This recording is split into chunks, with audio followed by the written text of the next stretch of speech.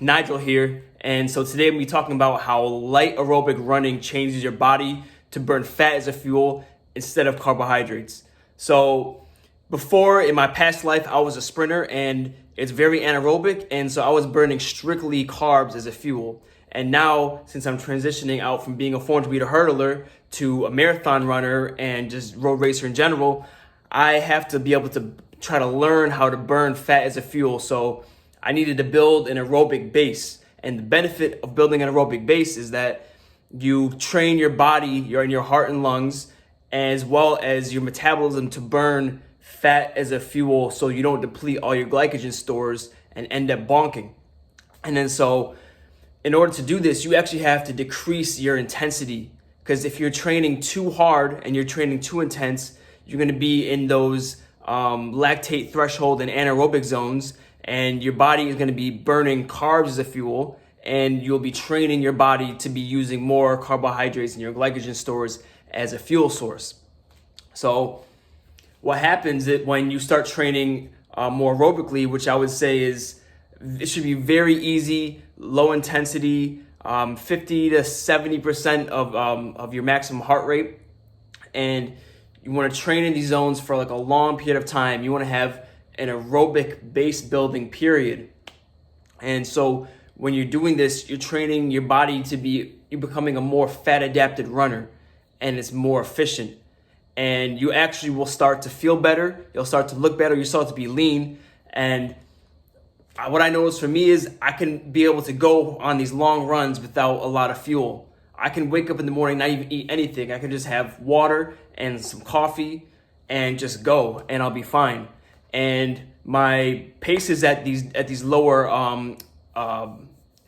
intensities are actually getting faster.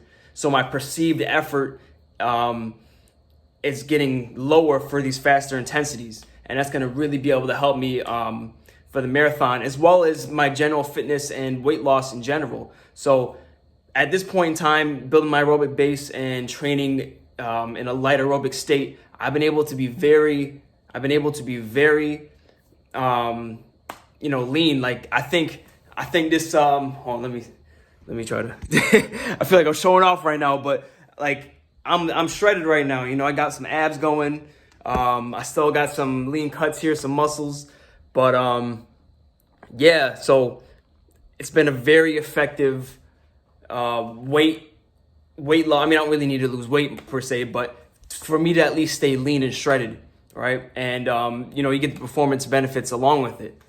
There are a few caveats that come with this though. So there's a few things that will inhibit your progress when it comes to burning fat as a fuel, right? The first one is consuming too many refined carbohydrates and too many carbohydrates in general. Stress in your life, that's number two, too much stress in your life.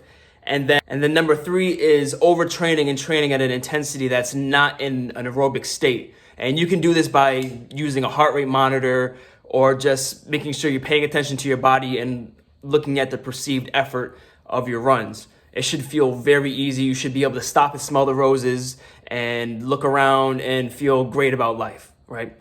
So those are the three things that are some caveats when it comes to aerobic running, because there's some people that have been running for years and they are terrible fat burners just because they eat too much damn refined carbs. They are stressed like a motherfucker, and they are just running way too hard. They're trying to get those PRs on Strava every single day, and those things, that's not a good recipe if you're trying to become a fat adapted runner, right? We'll do those three things, and then you will be able to be a very good fat adapted and aerobically fit and healthy and hopefully happier runner.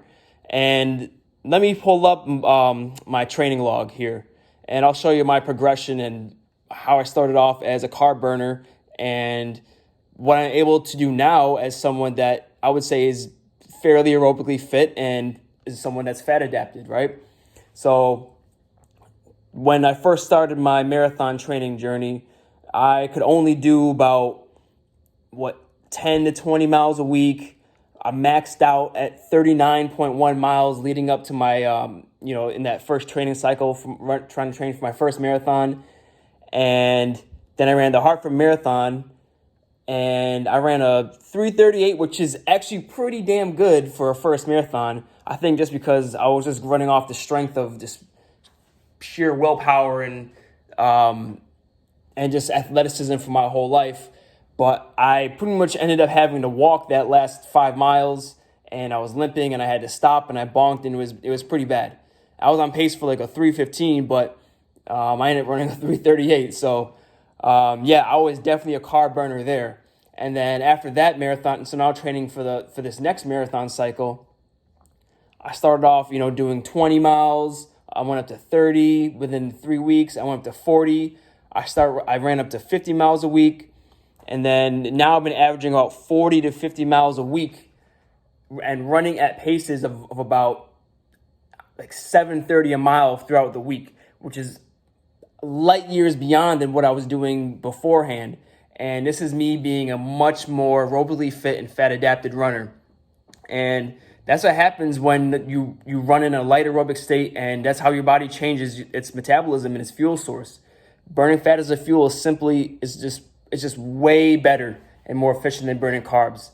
And there's a whole slew of benefits. You're going to be leaner, you'll be faster, you'll be less hungry, you'll have more focus throughout the day.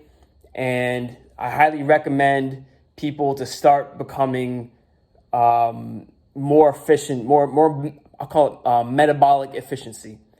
So that's very important if you want to not only be a faster runner, but also be someone that is way healthier in general.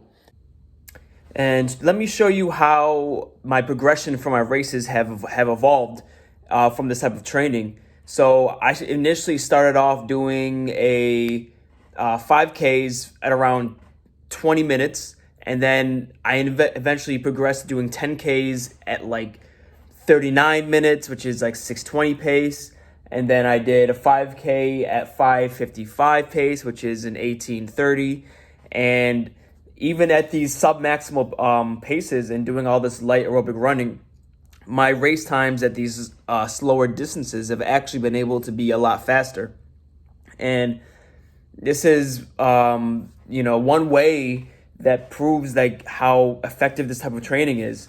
And even at the lower distances, being more fat adapted, it does conserve more energy as well. And, aerobic fitness, it's definitely one of the largest drivers to raise performance as well. So I encourage everyone to question their training methodology if they haven't been progressing like how they want to. They should really be able to look at their aerobic base and their aerobic fitness and try to improve that, because a lot of the time you might be actually getting more injured or having worse race times is because your aerobic fitness and your fat burning is just not as good. So I encourage everyone to try that. And yeah, so please check out my other videos. I'm going to be talking a lot more about fat adaptation, low heart rate training, the type of food you should be eating, when you should be eating it, how you should be eating it, and how to incorporate it into your training cycle and your training log, and how I've been doing that for myself as well, and trying to get a sub 3-hour marathon.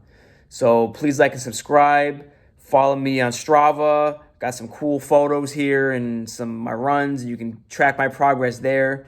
And yeah, it'll be a good time. Take care, guys.